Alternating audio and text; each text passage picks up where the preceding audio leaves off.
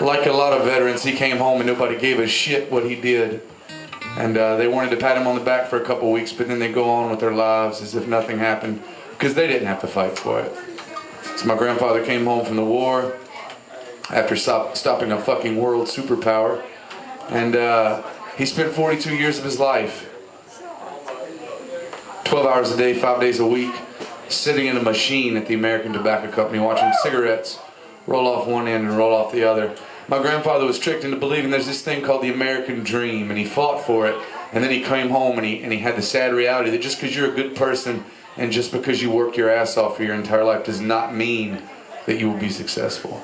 And my grandfather was a living example of that. He worked to the day he died, and he barely had his head above water the entire time. But he had 3 kids, and he had a wife, and he supported him. He kept his head down, he worked his ass off, and the world would be a lot better place if we had more people like my grandfather. And this is a song for him.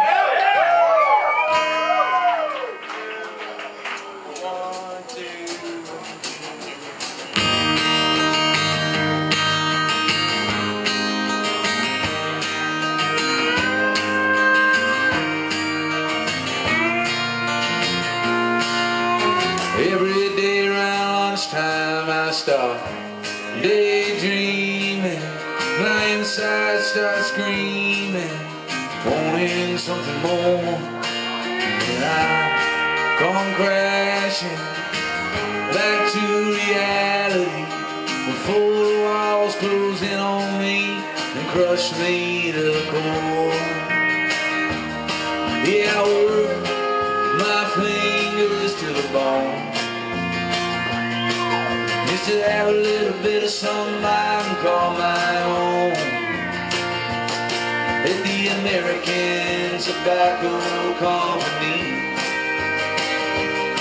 at the American Tobacco Company.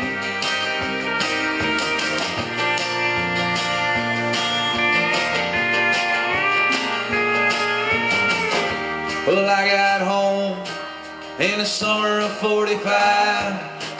Not a single place was hiring, but my cousin knew a guy. Now I sit here on the line and watch these big machines crush my hopes and dreams into Pall Malls and Lucky Strikes. Yeah, I work my fingers to the bone just to have a little bit of something I can call my own. At the American Tobacco Company, at the American Tobacco Company.